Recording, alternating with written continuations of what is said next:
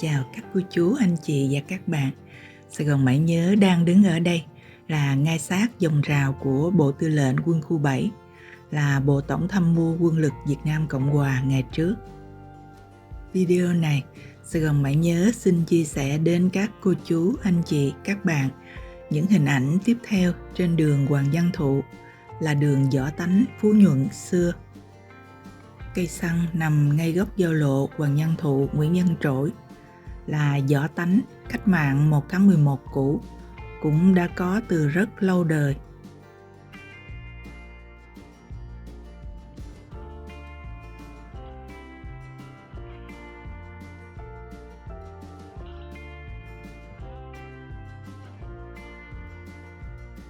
Cao ốc Công đoàn Cao su Việt Nam, số 229 Hoàng Văn Thụ. Kingston là tòa nhà phức hợp gồm căn hộ và văn phòng, có hai mặt tiền là mặt tiền đường Hoàng Văn Thụ này và đường Nguyễn Văn Trỗi. Cơ sở 3 của Bệnh viện Đại học Y Dược Thành phố Hồ Chí Minh, khoa y học cổ truyền, số 221B Hoàng Văn Thụ. Tòa nhà màu vàng là Viện Kiểm sát Nhân dân quận Phú Nhuận. 315 Medical là hệ thống phòng khám di động. 207B Hoàng Văn Thụ, phường 8, Phú Nhuận.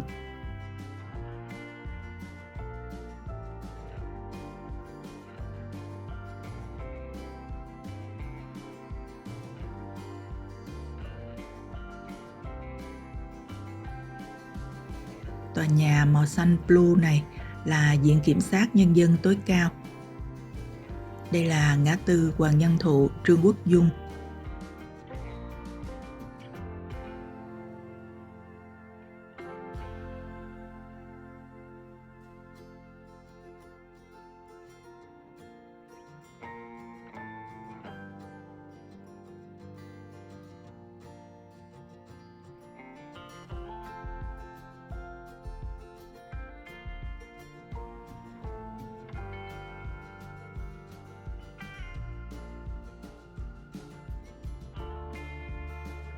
Trụ sở Công an quận Phú Nhuận, 181 Hoàng Văn Thụ.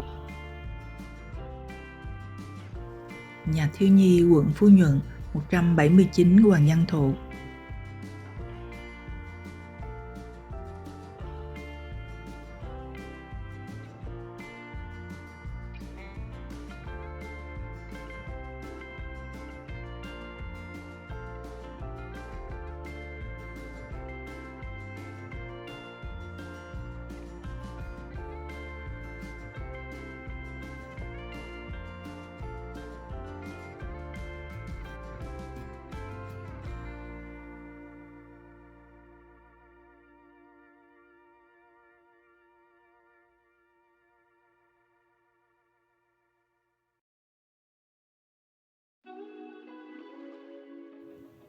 Đường Hoàng Văn Thụ đoạn từ đây đến ngã tư Phú Nhuận là khu vực tập trung rất nhiều các cửa hàng mua bán xe gắn máy.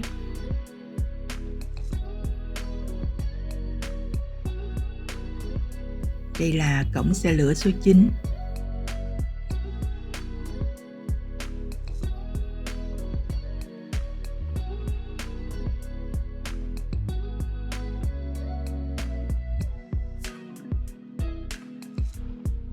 Khách sạn Timi, 115 Hoàng Văn Thụ, phường 8, Phú Nhuận.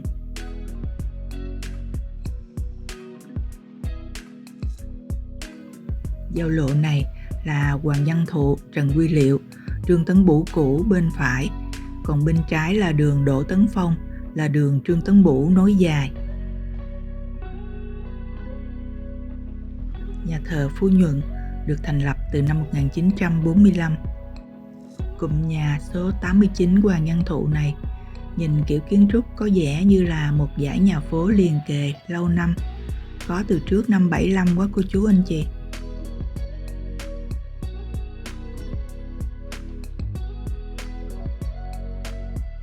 Bên cạnh phòng giao dịch Vietcombank này là hẻm 73 Hoàng Văn Thụ.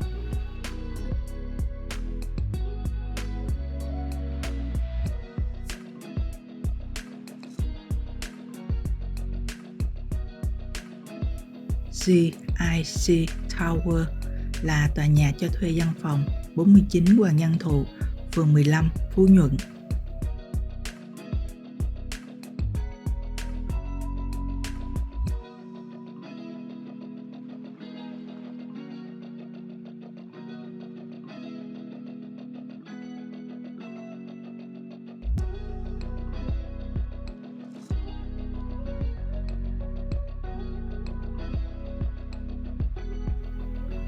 Dê Vàng là nhà hàng lẩu dê 15A Hoàng Văn Thụ, phường 15, Phú Nhuận.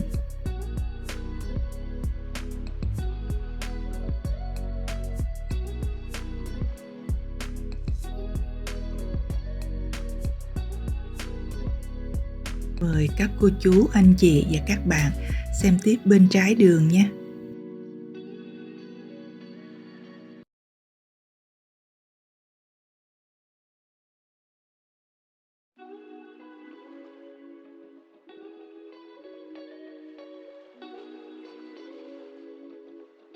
Nhà thi đấu Quân khu 7, địa chỉ 202 Hoàng Văn Thụ, phường 9, quận Phú Nhuận.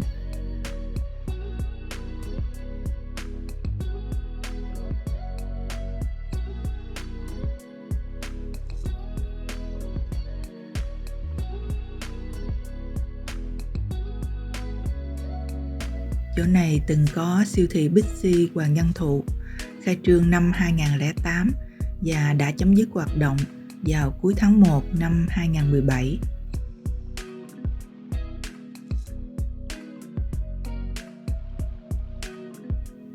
Đây là khách sạn Tân Sơn Nhất mới, tiêu chuẩn 5 sao.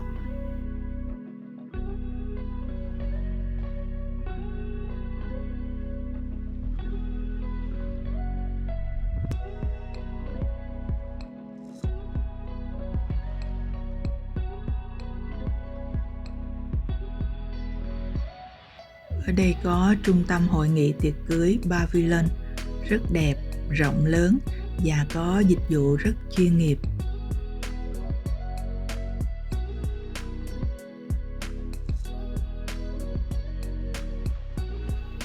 Công ty Tây Nam là doanh nghiệp quốc phòng của Quân khu 7, kinh doanh đa ngành nghề gồm nhà hàng, khách sạn, cảng ICD, xăng dầu.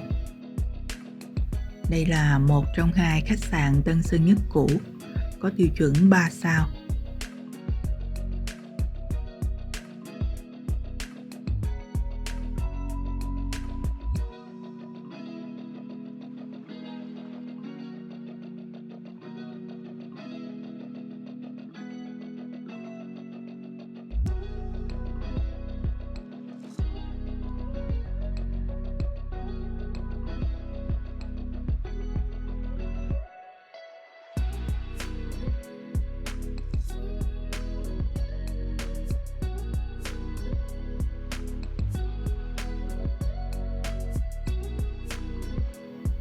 Tòa nhà màu trắng này là trung tâm tiệc cưới Adora của tập đoàn Đông Phương, 198 Hoàng Văn Thụ, phường 9, quận Phú Nhuận.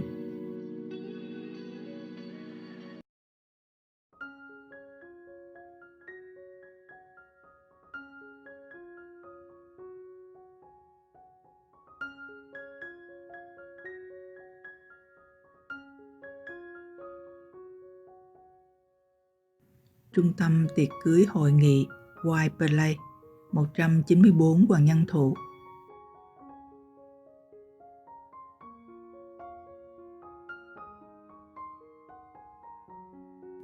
Đây là ngã ba Hoàng Văn Thụ, Hồ Văn Quê.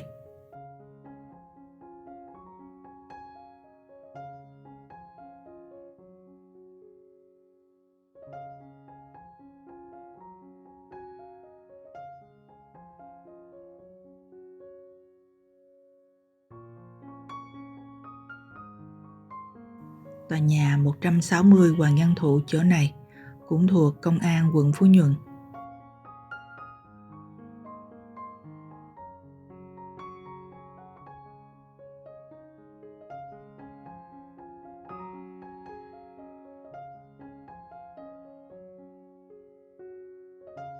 Ôi, cổng xe lửa số 9 đang có đèn và còi báo hiệu tàu sắp đến.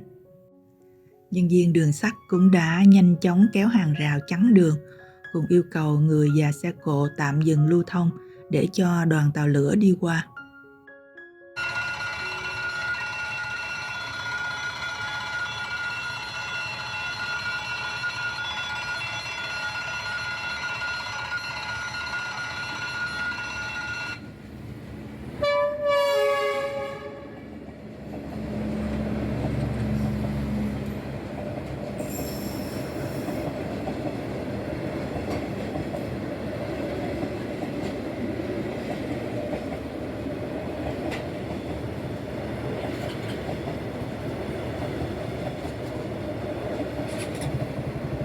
Đoàn tàu dài quá, có đến 12 toa tàu luôn.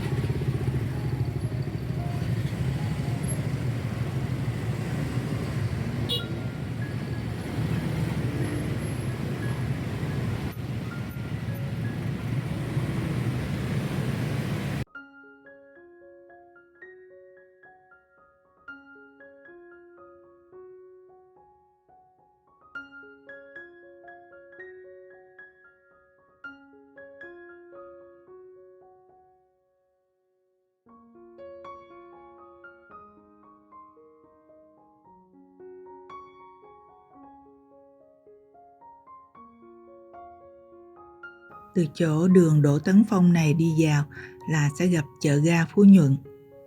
Một ngôi chợ nhỏ đơn sơ, ra đời từ năm 1954 và vẫn còn cho đến nay luôn đó cô chú anh chị.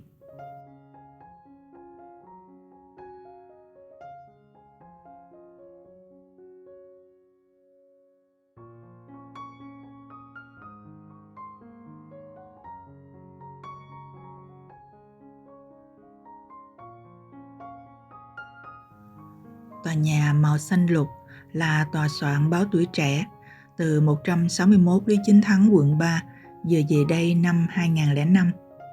Con đường nhỏ chỗ này là đường Trần Khắc Chân.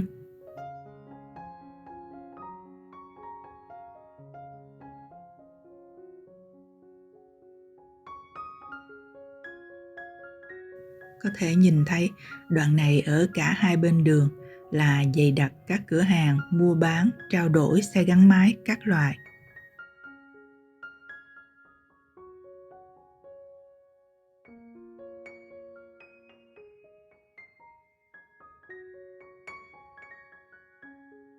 Đây là Thánh đường Cơ đốc Phục Lâm, số 2 Hoàng Văn Thụ, phường 9, Phú Nhuận.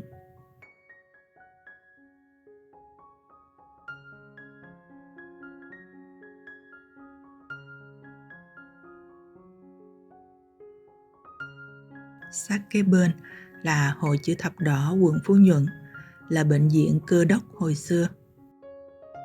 Đến đây là đã đến ngã tư Phú Nhuận, cũng là hết đường Hoàng Văn Thụ rồi đó cô chú anh chị. Sài Gòn Mãi Nhớ xin được kết thúc video ở đây. Cảm ơn các cô chú, anh chị và các bạn đã dành thời gian xem qua video này. Mến chào, tạm biệt.